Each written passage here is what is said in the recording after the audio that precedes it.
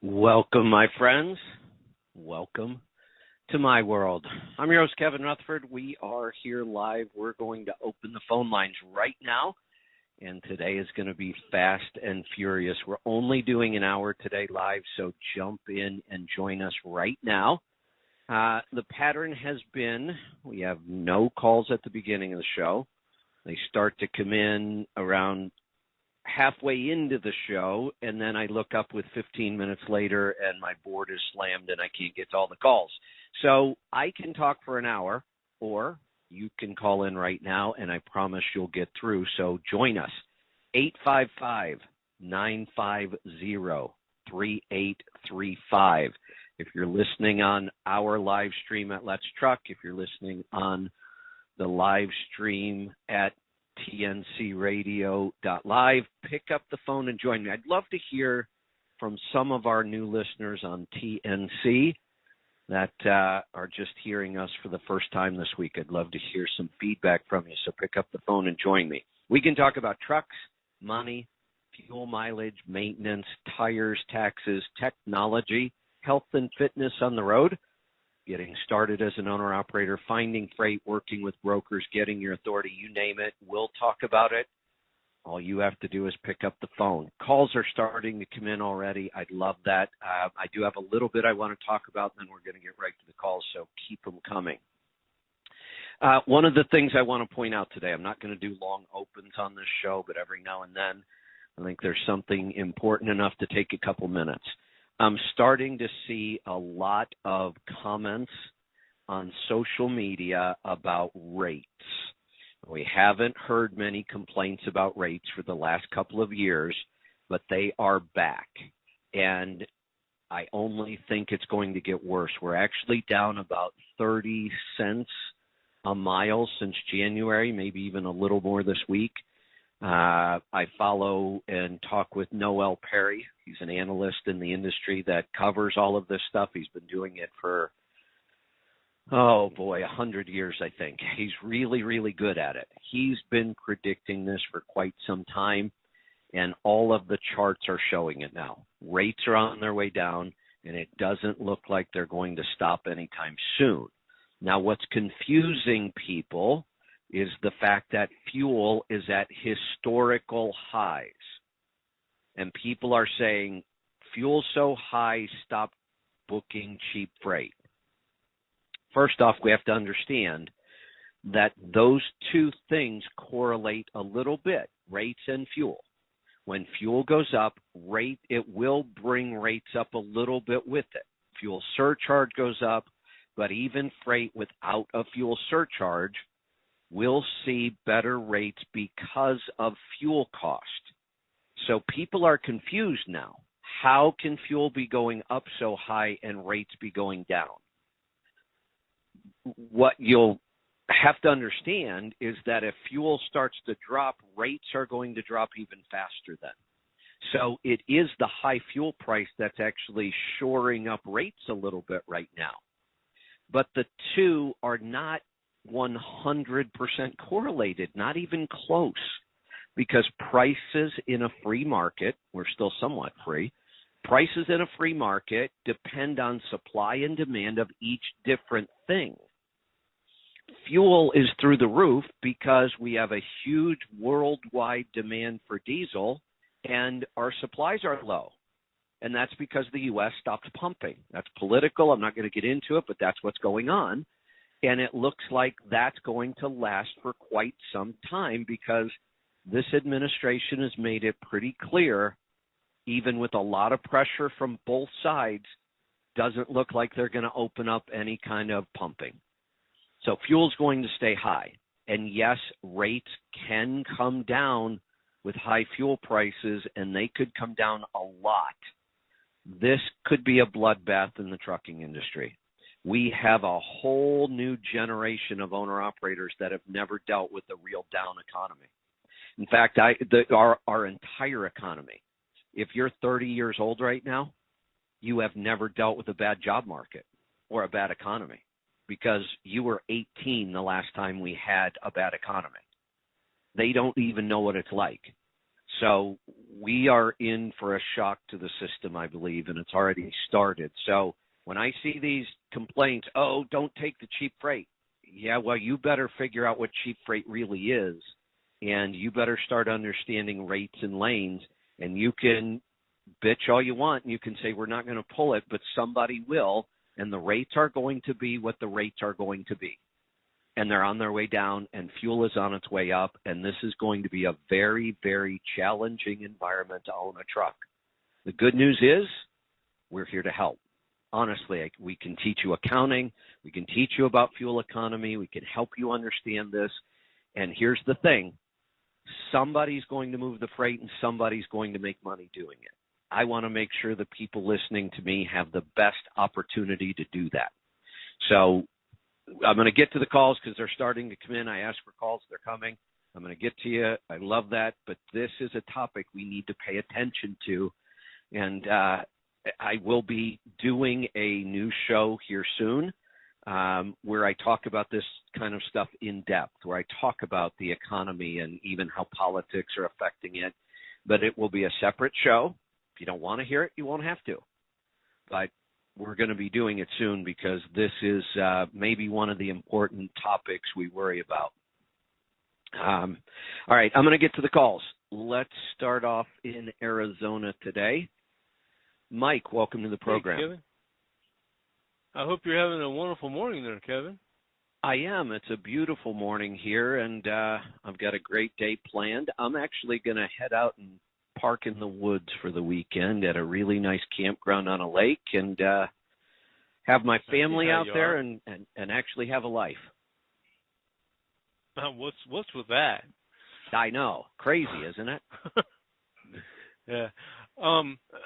I was calling because I talked to Angie yesterday because I had an issue with my reception, trying to hear you, and then there was a background voice at the same time while I was hearing you in the background. But anyway, I was calling you today about the services I had done at Dr. Wilson's office, over the last couple of months. Cause I had a phone consultation, and then I had a in-person consultation with Dr. Latanzi yesterday. And it was very informative.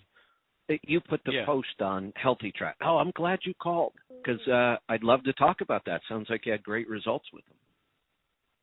Well, yeah, but I wish there were different results. Well, yeah, okay. Yeah, that's true. But, well, here's the thing. Your cardio results were actually good, right? Well, they were. She said, yeah, they were good. She checked my blood pressure while I was there. She said it was 114 over 74 or something like that. So I wasn't worried about that. Ideal. The only thing that there were some issues. My iron was really high, so they drew off, blood while I was there, so I could, good. bring my iron levels down. It was like just above the high mark. So it wasn't like I was really, really high, but I was high. You know what I like about that, though, is that they did draw the blood because that's the fastest and about the only way to bring it down. I mean, we don't know of many other ways to bring it down. So a lot of times your doctor won't draw the blood. They'll tell you to go donate blood, which is fine, but, being a truck driver especially, sometimes, yeah. So I'm glad they did that in the office. Someplace else and get it taken care of. Yeah. Right. And I was really surprised that my digestive issues were as bad as they were because, like I said, I've been listening to you since the beginning when you were started talking the Healthy Tribe and all that. When your wife and I forget the other lady's name talked you into it. Yeah, Kim, that's right. Yep. But I said, okay, I'm gonna check this out, and I saw results right away, and so I was really good to go on it. But then I guess I really haven't been eating as well as I thought I had been. So you know that in the last 6 months, our number one topic is yogurt. And the whole reason we're talking about yogurt is that's going to be the best way to fix our gut. And so we all know that this is an issue we still don't completely understand. We're still learning. So I'm not surprised that a lot of people may show up with basically, and I looked at your results, you have dysbiosis. That means you've got, a less than ideal mix of gut bacteria. Yes, sir. So one of the things I would ask you is, how many fermented foods do you eat every day? I really don't eat any fermented foods for that matter. There's your reason right there. Right. Well, I told her, I've been just doing basically the carnivore diet. So, which is fine for it's good for your metabolism. So your blood sugar's under control. You don't have all the inflammatory foods in your diet, so your joints feel good. You have energy. Your brain's thinking nice and clear. You get all of those benefits from the carnivore diet. But we've also now said, and the diet I'm working on now, I'm actually calling fermented carnivore, because we don't think eating carnivore alone is good for our gut bacteria, and that's always been our concern. We know it's great for our metabolism, it's great for health in a lot of ways, but we can't forget the gut, because the gut is so important. That's why the number one topic on Healthy Tribe right now is yogurt. Right. Well, see, I would do the yogurt, but I don't have a refrigerator in my truck, and I'm pretty much on the road, 365. So is it your truck? Well, even if it isn't your truck, I'm a company driver. Go get yourself one of these new electric battery-powered coolers. Some of them even work as freezers. I have one that freezes amazing, and it runs off batteries. I can plug it into a cigarette lighter. They're much more durable than those. We used to try to buy these, and they'd last about 6 months on the road. These are holding up really well, and then you'd be able to have yogurt. And now, look, you can still go to the store and buy fermented vegetables. They're much easier to find now, and you can keep them in your truck without refrigerating. They don't need. They'll be refrigerated in the store, but you don't have to refrigerate those, especially if you're going to buy small containers, and you'll go through them in a couple days. So they will probably start to re-ferment, which is all right.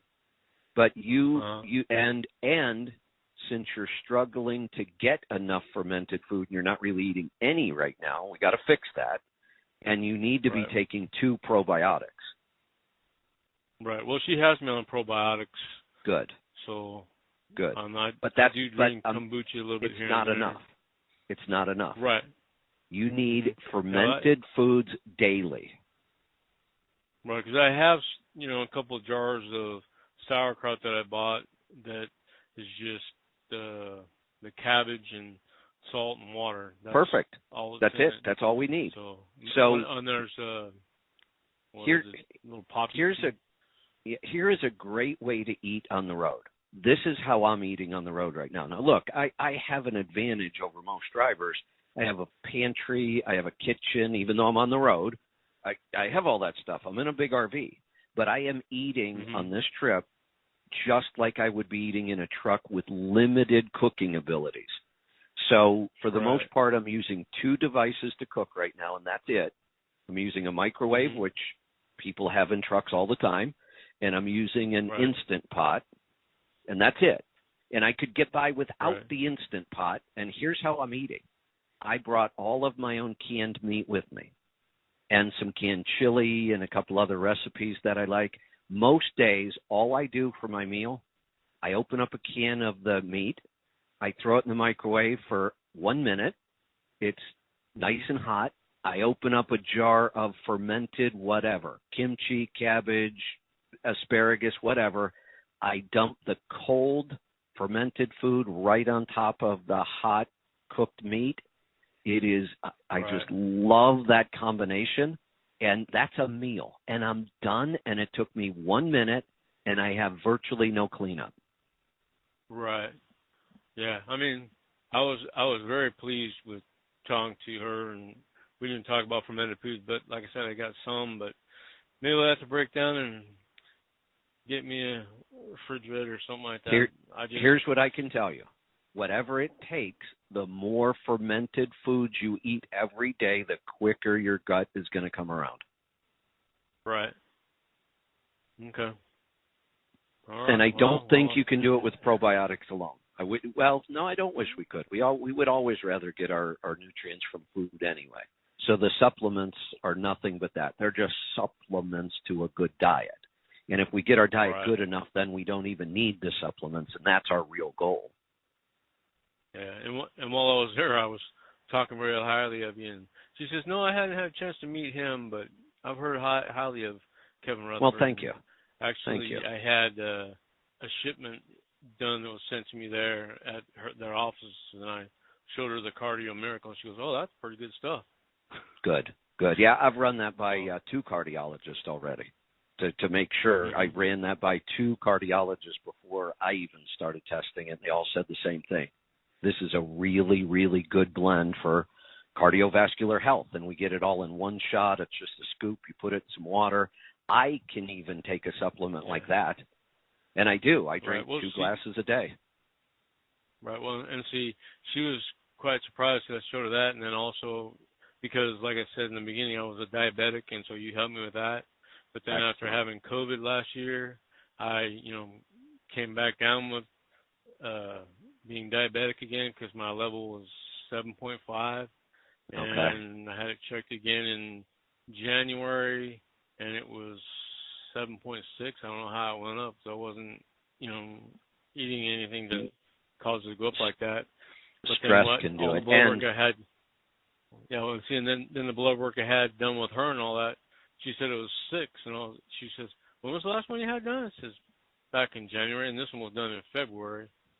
The blood work was done in the 21st of February, and it was done at 6. Let me explain to people how that's bigger than what it sounds like. And here's why. A1C is a 90-day average. So right. Well, I realize that, but yeah. Well, no, I'm helping everybody else that may not understand that. It's a 90-day average. So when you took a reading in January at 7.6, and then you take another reading and it's only around 30 days later in February, the fact that it dropped to 6 really means that if you continue doing what you're doing and you wait that full 90 days, it's going to be down into the 5s, which is exactly where we want it. So the carnivore is working, your metabolism's healthy, keep doing what you're doing there, but we need to add, you are the perfect example of my new diet. You need to be a fermented carnivore. Okay. Yeah, I'll have to break down and buy some more of that sauerkraut from that place I got it from. There you go.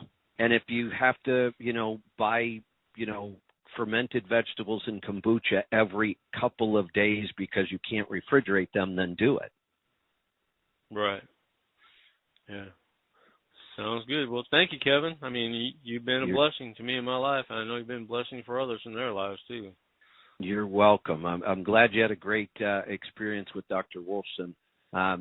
Jack and I are kind of becoming friends. Jack is a great guy. I need to, I need to get him back on the show a lot more. Once we get things settled down, I'm going to talk to him about a regular appearance on the show. And 2, I haven't met him yet. I haven't met anybody in their organization yet. So on this trip, my goal on the way back west is to figure out, is he in Colorado? Is he in Arizona? And wherever he is, I really want to try to make it over there and meet him.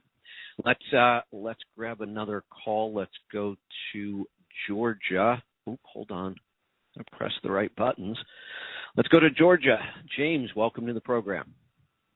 How you doing? Good. What's on your mind today? Well, a few months ago, if you remember, on a powwow opening, Bruce mentioned a Detroit with a 308 gear. So a Detroit, are we talking about a DD series or a 60 series? Yeah, no, 60 series, D-3. Okay, so 60 series pre-emission with 308 gears. Okay, go ahead. Right, with a .73 transmission, final gear. It's all brand new. But anyway, he kept telling you, I loved it. Well, yeah. I do. I mean, it will do 80 at a decent RPM. I didn't do that very much. I just wanted to see what it do out in South Dakota. But I've got some numbers for you. The last time I filled up was 7.35 with 79,000 pounds. Okay, and that's pretty impressive. Yeah, especially when it was doing like 5.7. Yeah. And that's fill huge. up before. This is your gauge, profit gauges, fuel gauges. I'm sorry. Was 8.39, and mostly I do light lows, and I've got to a scan gauge. It took me months to fill it with it. You know, you can adjust the fuel MPGs by percentages. So, yeah, you can. And here's something else. Since we brought up the scan gauge, and I'll throw it in there. A lot of people, if you don't dig into there and read the manual a little bit and play around with it, there are settings on there where you can set up the scan gauge to show you your profit per mile after fuel. You can watch it right on your gauge. Right. Well, what I did, I kept fooling with it so it shows accurate MPGs. Excellent. I mean, Good. it took me 6 months, maybe longer. I'll bet. I've had this thing for a while. Even the buttons won't even work anymore, but I had to unplug it, plug it back in to reset sometime. Well, that's good. You're wearing yours it, out. You're using it so much. I have wore it out. I can't even hit the power button on it no more. I mean, if I fool with it, it will do it. But got it. Yeah, this thing in ninth gear at 1450, it does 55 to 56 miles an hour, and that I can get 9.5, but most of my lows won't let me do 55. Right. So I can put it in tenths. I got it at 64 right now at 1250. Okay. That's this thing. I mean, y'all was saying, Bruce said I didn't say 308s in a 60 series. I said, well, I misunderstood you, but that's what I did anyway. Based on your numbers, it's working really well. That's not a bad setup for you at all. No, and that's a great it had setup. The 370s in it, and right. The RPMs are just way up there. Yeah, no, this is a great setup. You have the ability when you do go slow, when you can, that 55 to 60 at 1450 is just about ideal for that engine. It doesn't mind running in that 1400 range. But it'll still do pretty good down to about 1250. Any lower than that, and that engine's going to start to struggle. So I think you really kind of picked really don't. I can go down to where the cruise won't kick in, because I got the Pittsburgh Power Tune. I got the that's why. That's why. Yep. That will allow you to go down lower in RPM on that engine, and it still runs really well. So congratulations. You got a great setup here. I mean, even in the lower gears at 79,000, which I don't do very many lows over 10 or 20,000 in the box.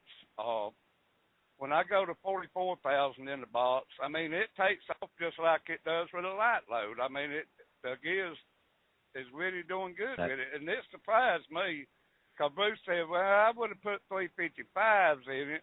Well, yeah, but I'm liking these now. Yeah, so we used to go. I'm the stupid one that tries something different by accident. And got it. And you're right. Now that you hear those numbers, that it makes a lot of sense. We've gone with 264s with that engine forever, and with a double overdrive, that works well. But it sounds like you've only got a 10-speed, right? Right. 10-speed with 0.73.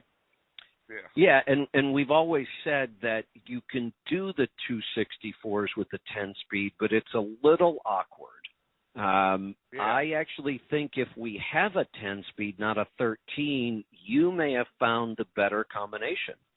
That 308, if you've got a 10-speed, may be a better way to go. It sounds like it's working really well for you. Now, I will say the other modifications have helped a lot. Having the tune and it actually pulls better out west. Now, I haven't been out west in a few weeks because we've had some deaths in the family. My mama died, and my wife's daddy died, so I've been staying southeast. But when I was going out there, I was actually pulling better than I was with the 370s with them. Yeah, it will. It will because of that. Yeah, when you get down into ninth, which is direct, and those 308s, that thing's going to pull really well. So congratulations. I think you've got a great setup there, and I made some notes. I think I'm going to look into that a little more, and that may be our preferred option when you have a 10-speed. And remember, we're talking about an older pre-emission engine here. But there's a lot of them, and we love that engine. So let's head off to Massachusetts. Todd, welcome to the program. Hey, Kevin. Can you hear me okay? Little bit of background noise, but go ahead. Yeah, it's raining hard on me. Hold on. I'm getting a huge amount of feedback myself. I'm hearing myself talk about 2 seconds. Oh, any better now? Any better now? Let me see. Check. Yep, got it. Go ahead. All right, okay, good. So I was calling about a quick business question, but I really want to weigh in on the this fermenting in the yogurt. First, with the yogurt, I can't be sure, but I'm pretty sure the Reuteri is keeping me from getting into ketosis. So I stopped it almost a month ago now, and I think it's, I don't know if it's placebo, but I think I'm getting better about the whole ketosis thing. I haven't measured it yet, but I will once I think I am. But I wanted to put it out there to the tribe to, keep, post on the tribe what your results are, the good, the bad, the ugly, because, it would just help us generally add to the... That's a really good point. We're trying to be really upfront that there isn't anybody on the planet that understands this yet. It's not like we haven't done the research. We've done tons of research into gut microbiome, and it's my number one topic to read and research right now. But we are, we had Dr. Davis on, who started all this yogurt thing, and he told us it's like we're back in 1980 and you just built your first, what was the Atari computer back then. He's like, we are at the very, very beginning of this whole thing. So I'm talking, we have decades ahead of us to learn all of this stuff. But we're learning, and you're right, the more feedback we give each other, the more we're going to learn as a group. Yeah, maybe at some point we can make a little place, our own little spreadsheet where we can, numerically code different things going on. So this fermenting business, the more I read about vegetables and how they're basically just or plants, and how they're just trying to kill us, I got to wonder, does the ferment do enough to negate that, or... That's a good topic. Yeah, it's a good topic, and let's talk about that. My guess is you read the book Carnivore Code. Yes, sir. Paul Saladino. He'll make you afraid of vegetables sometimes. I swear. They're out to get us. Here's my thought on this. I do believe that as hunter-gatherers, animal products were always our primary food and our preferred food. If we could eat animals and eggs, and that's what we were doing, and we were eating the whole animal from nose to tail, every bit of it. And I believe that's a really healthy way for a human being to live. I also believe that plant food was probably more like emergency food. Like, we didn't kill an animal today and we're hungry, so we dig up a tuber and we try to figure out how to eat it. And, but then I also believe that plant food was medicine. So some of those compounds that may not be all that healthy for us if they're in our diet every day, they may be powerful medicines. And I really believe that. And I believe that's why every tribe had their shamans and their witch doctors or their medicine men or whatever you want to call them, because they had the knowledge and they passed it on. We use this plant when you're feeling like this. So I believe that plants were probably used more for medicine than they were for food. And cannabis, this can be used for food, medicine, and energy, and it's very sustainable. You can grow whatever it is, a 20-foot stalk in weeks. Yeah. Between cannabis and hemp, right? It's an amazing family of plants. I agree completely. Maybe one of the most amazing plants we have, really. Totally. Most even think of, like, I grow some medicinal herbs. But it's not easy. It's not like you can just grab something off that plant and eat it or smoke it. You have to go through all kinds of processes to extract, and they're not simple. Right. So, but I believe that, and that's why I'm working on the fermented carnivore. So here's one of the first things I did when I go through the list of vegetables that, Saladino talks about. We have to watch oxalates. We have to watch phytates. We have to watch, there's another whole class in there. I'm drawing a blank on the name. Brassicas? The Brassica class? Some of the brassicas can be a problem. Cabbage, I think, is probably one of the less likely to cause lectins, problems. Lignans, yeah. Oh, lectins, that's it. Yeah, we got to watch lectins. So beans are high in lectins. They can be a problem. And if we know how to soak and sprout and ferment, we actually can get rid of a lot of that. And that's why our ancestors, without understanding any of the science, started soaking and sprouting and fermented foods that had some of those problems. They figured it out without understanding the science. Then if we look at foods like leeks and garlic and asparagus and Jerusalem artichoke, they are loaded with prebiotic fibers that feed our gut bacteria. Mm-hmm. So my diet that I'm working on is finding all of those low problem vegetables and vegetables with high prebiotic fiber, fermenting them to make them even better for us, to get rid of some of the problems and add all the good probiotics.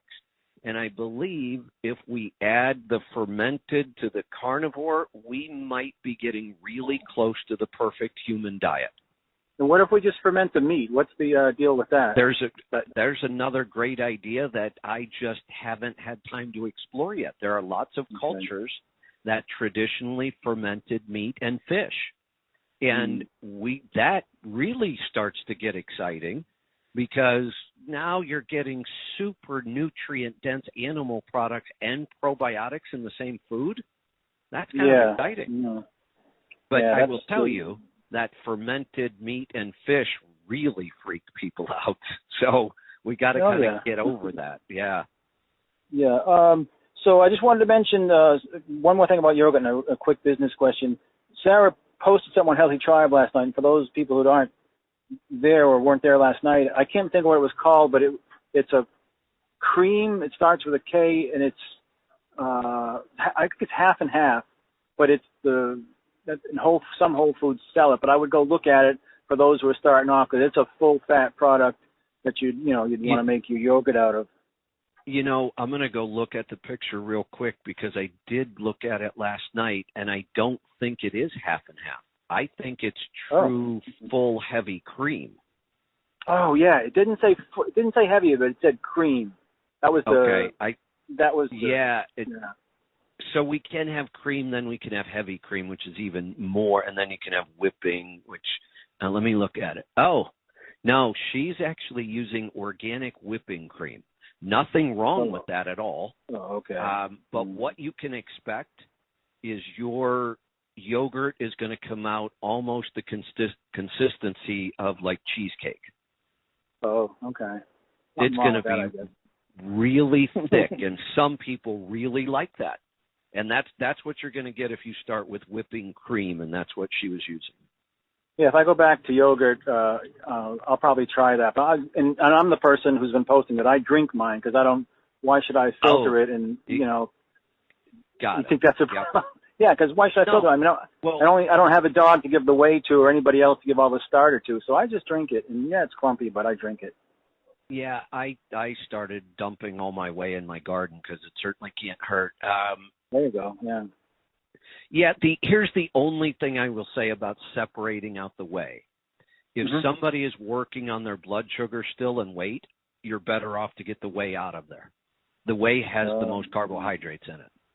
So if you're healthy metabolically, then it's not a concern, because we're not talking about a ton of carbs.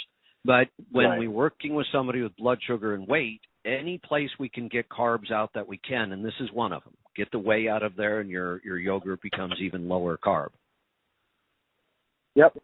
So, real quick, so if I wanted to trademark as opposed to copyright a phrase like, King of Beers or Amazon.com or something, what's the difference? How do I trademark it, and then how can I use it as a web domain And how do I be sure that it can't be used without my permission or knowledge? Like, letstruck.com. Let's talk about that, because I have a different take on this than most people. Even on patents, I have a different take on patents than most people. Okay. Honestly, with any of these things, you can spend a lot of money to set them up properly, and then nothing would stop anybody from ripping it off anyway. Oh, God. And then what you have to do is you have to go sue them. Yeah. Nobody, Okay. You can't call somebody up and say, hey, they stole my trademark or my phrase, or you can't do that. The only resolve you have is you have to take them to court. And honestly, I don't trust the courts, because it goes in front of a judge. Yep. The judge might not know anything about business or trademarks, or he's just a judge.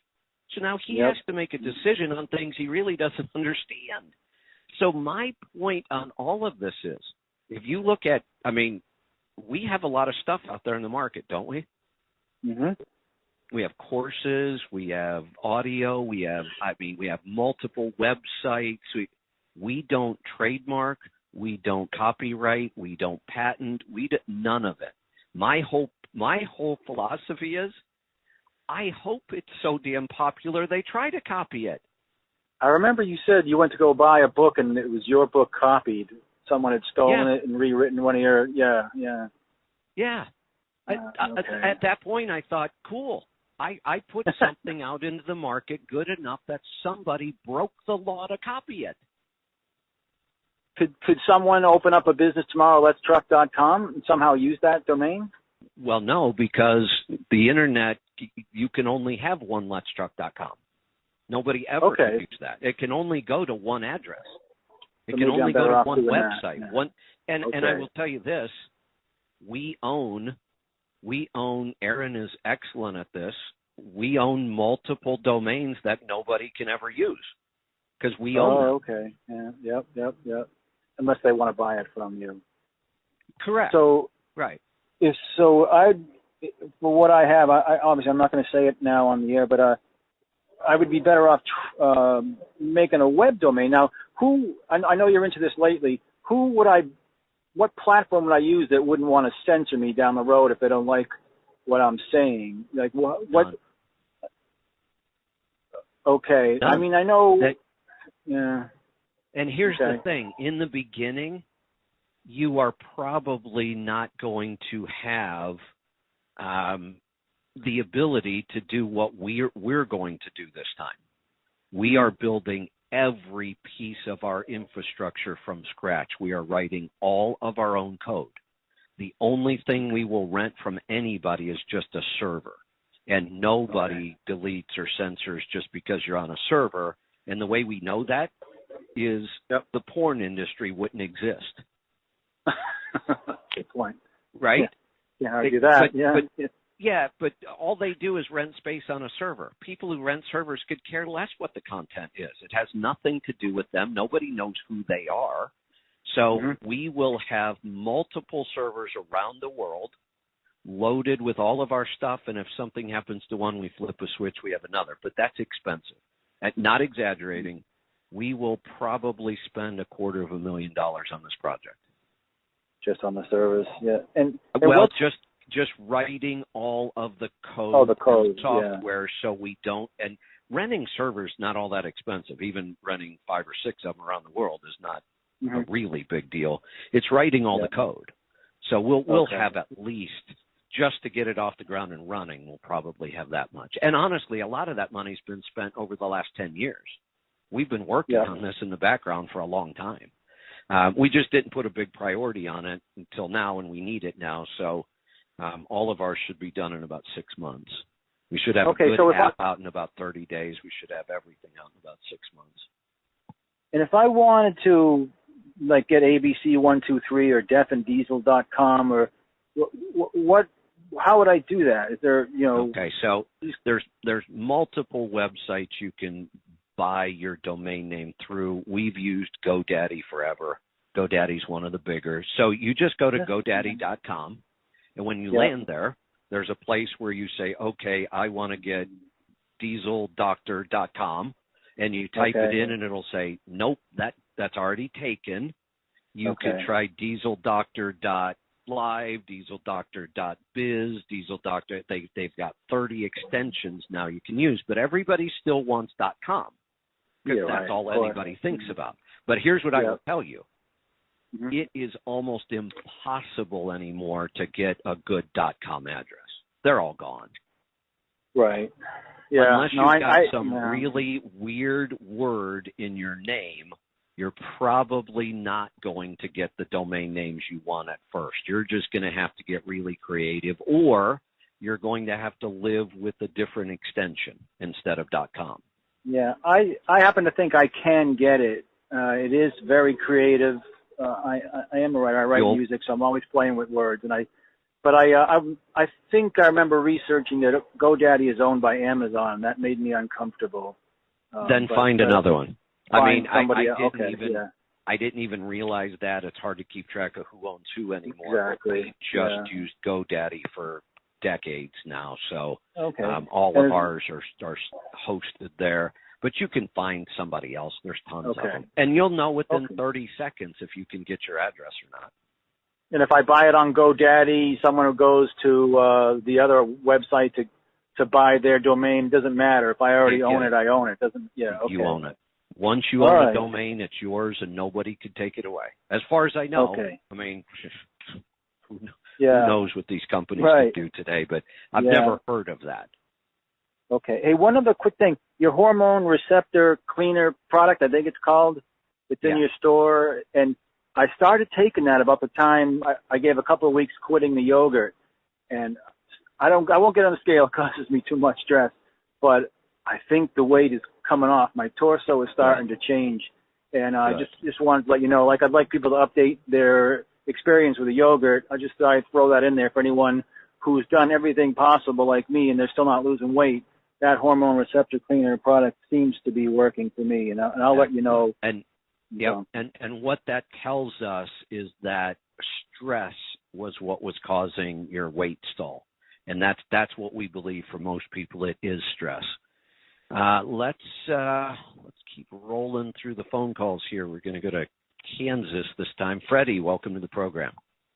Hey, Kevin. Nice to hear you again. How you doing, sir? Good. What's on your mind today? Well, your opening, I caught a little bit of at the end there, and I tried to work with a few guys over the last couple of years, trying to help them navigate this trucking industry and get their numbers. And people procrastinate, but this is going to be a real dicey time. That's what I've been worried about, is rates dropping and this fuel price going high as it has. So that's really been all my focus as of late, and glad to hear I'm not alone with that. Yeah, they're dropping actually pretty fast, and I think what's happening is there's so many other things going on in the world. Ukraine, COVID rears its ugly head once in a while. In fact, it's kind of strange. We're starting to see a bunch of new COVID outbreaks around the world. South Korea is struggling with an Omicron outbreak that seems to be killing people. China's locked down like 35 million people again because they've had some big outbreak. So I have a feeling we're not through COVID yet, unfortunately. Right. Well, I try to tell people you probably have a better handle on this. There is a price of fuel that will just kind of slow down the economy just because it's so high.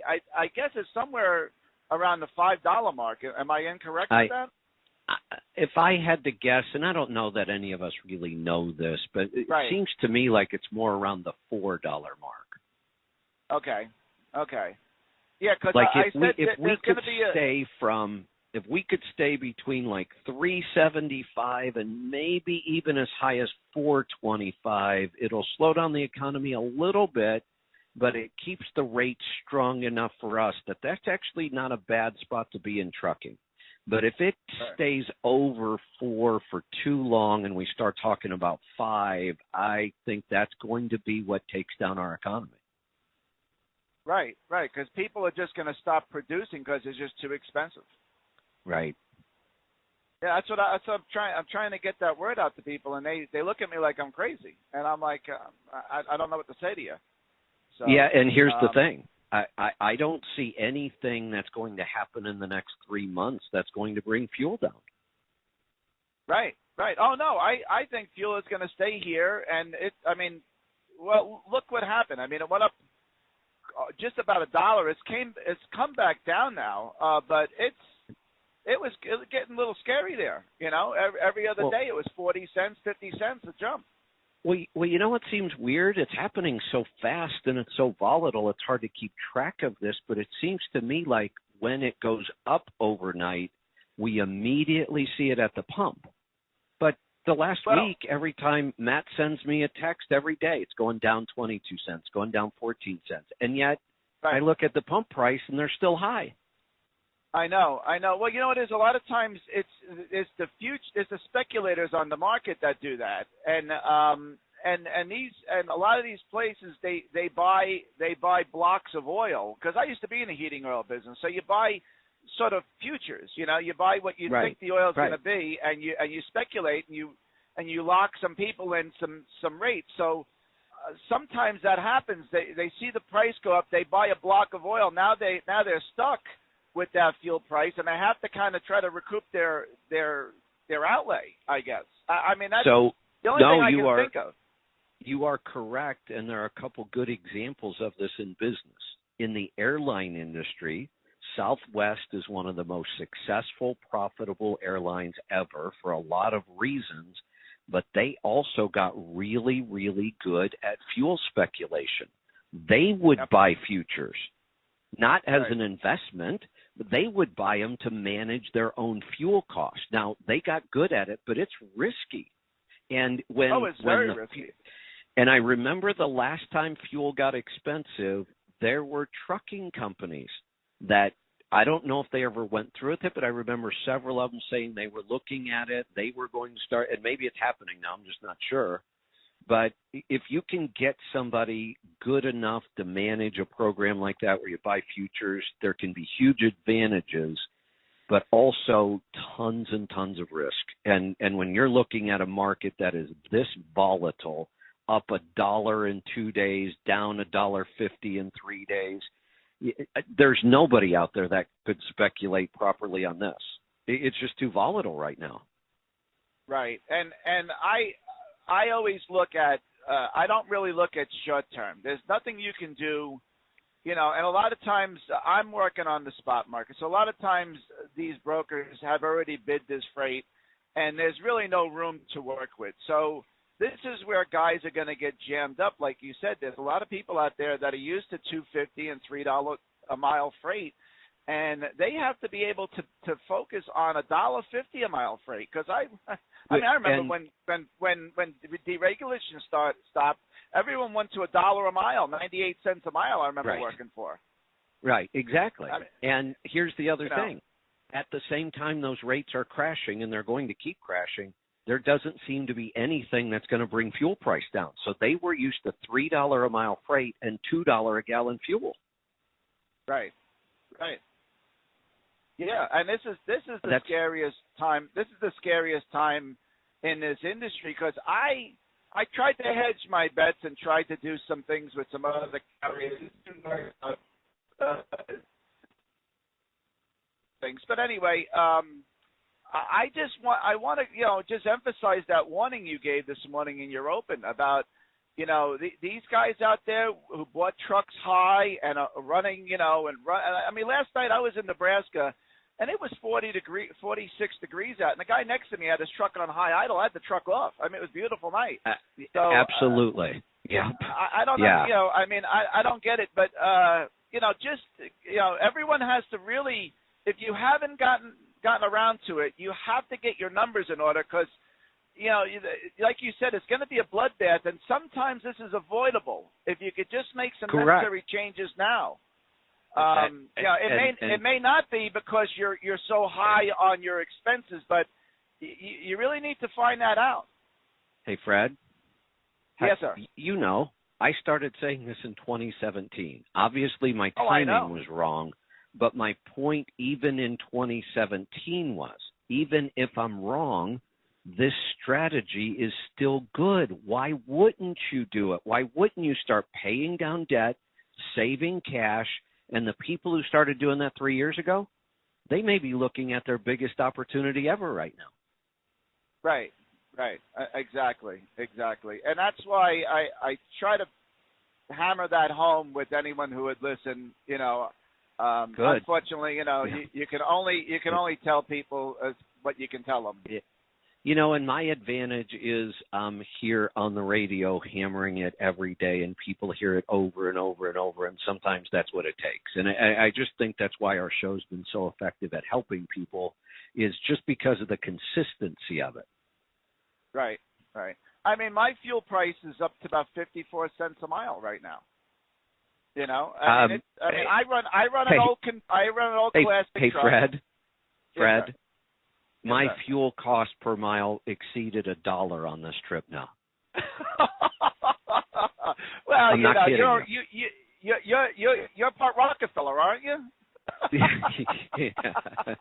I wish I had an oil field or two sitting around somewhere I could tap into. Yeah, I am. Every time I start up this coach, it goes through my mind. $1 a mile is what what it's costing me now. Right. Yeah, that's crazy. Real quick on the yogurt. Just so people understand, by the time I get home from this trip, I'll probably have logged about 6,000 miles. Yeah. That's an expensive trip. It seems like I might have been able to rent a limo for the whole time cheaper. Or flights and Uber, right? Yeah, something.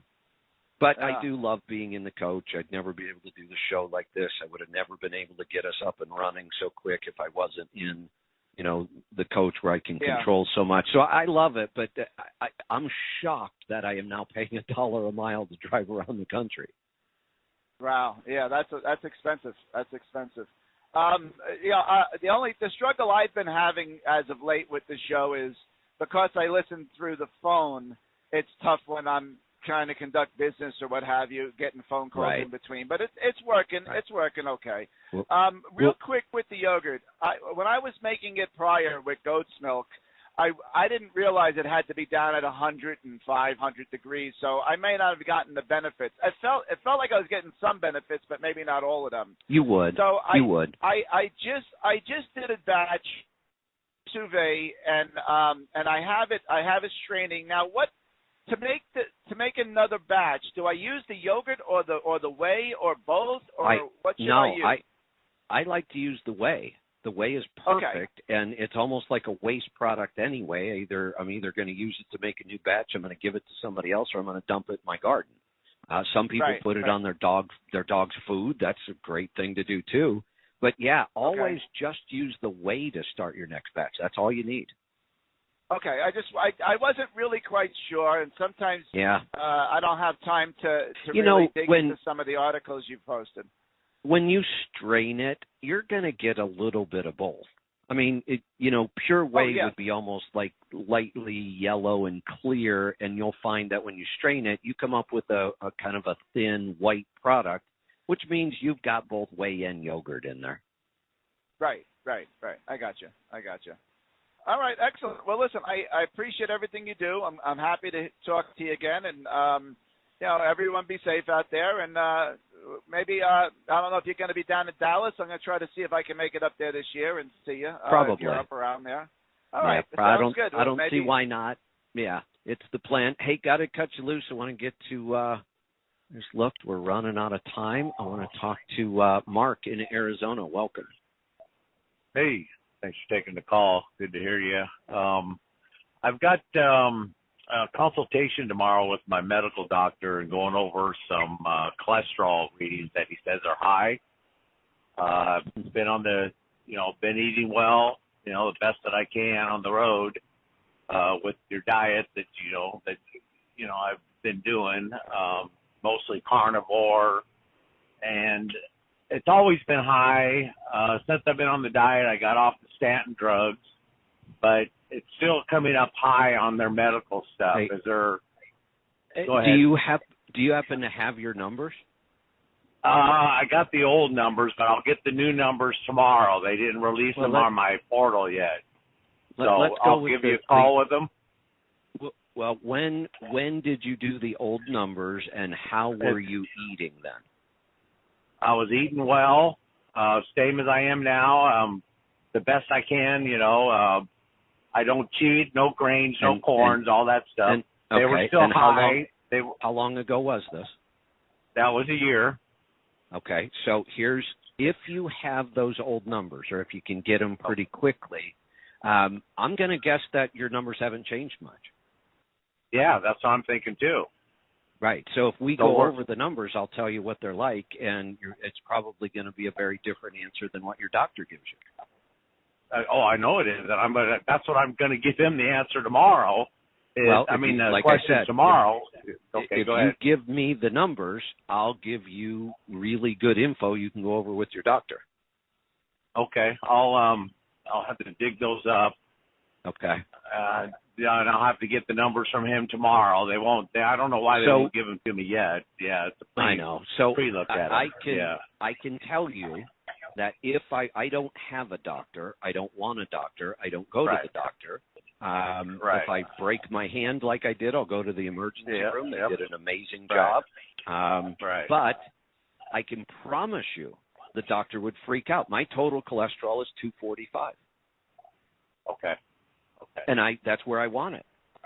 Because I also know that my HDL is very high, which is awesome. My triglycerides are low most of the time, which is awesome. And my LDL, even though I've never done the particle test, I'm pretty sure if I did the particle test on my LDL that I would be right where I want to be. And there's no way I would ever let a doctor put me on a statin, and they would freak out. 245, you have to be on a statin. Oh, hell no, I don't. I asked him to do a particle test, and he looked at me with a horrified look on my face like, how do you know about that test? But he said he would, so I'm going to see if he's going to get that number back to me. Because I heard that from you and Dr. Wolfson, that the cholesterol stuff is really, gray areas, but the particle test will tell the truth. Yeah. Yeah, and even cholesterol isn't that much of a gray area. We know we want high HDL. We know we want low triglycerides. And LDL, the number itself, doesn't matter. We need to see the particle size. So it's really not all that gray. And there are plenty of doctors, Dr. Wolfson is one of them, that says if you're eating the way we think you should eat, like a paleo-based diet, good, decent quality meat and oils, that whatever your cholesterol is probably what it's supposed to be. That's what I'm thinking. Yeah. So then that's the only reason I do have that doctor is for catastrophic injury. Yeah, exactly. Medical. Well, and I realize part of their program.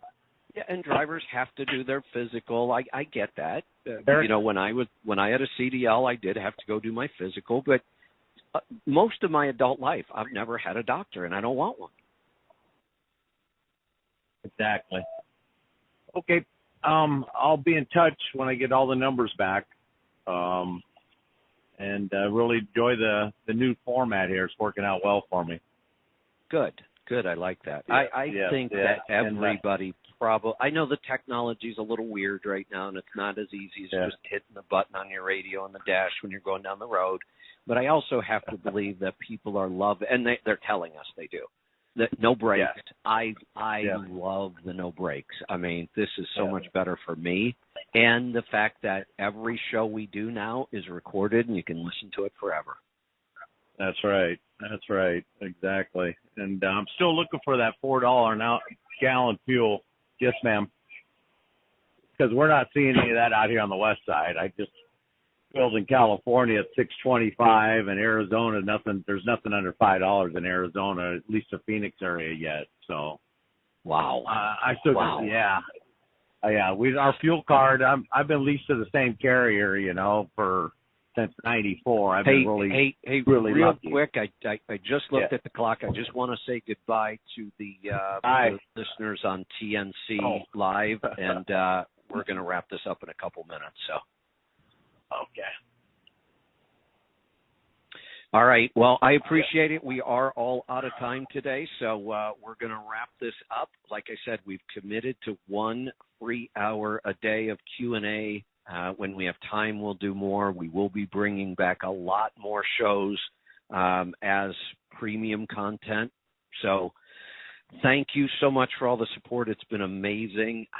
The number of listeners we have is just growing like crazy every day, and I know you're a part of that. You're spreading the word, and we thank you for that. We will see you back here tomorrow. I'm pretty sure we're going to do trucking technology and efficiency tomorrow with John and Joel. So tune in for that. In the meantime, be safe, be profitable, be fit and healthy. Always do the hard work and master the journey. I'm Kevin Rutherford.